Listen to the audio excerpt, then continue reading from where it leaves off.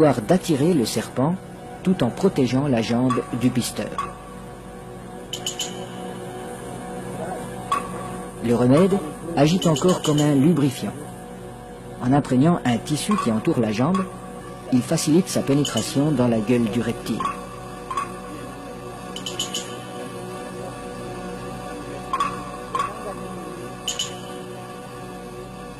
La jambe à pas restera en principe intacte, car le python avale simplement cette proie qui vient à lui. À peine sera-t-elle attaquée superficiellement par les sucs digestifs.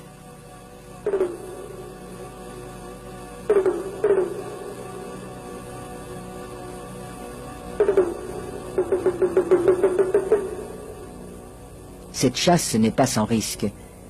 Un python particulièrement puissant pourrait entraîner l'homme dans son repère. La jambe restée à l'extérieur limite ce danger, mais le pisteur court le risque d'être désarticulé.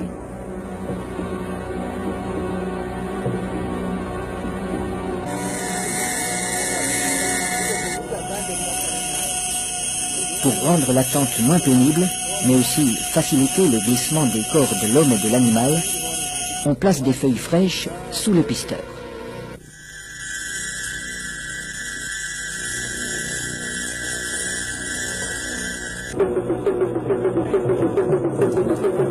Sa jambe est déjà avalée au-delà du genou quand il commande qu'on le tire en arrière.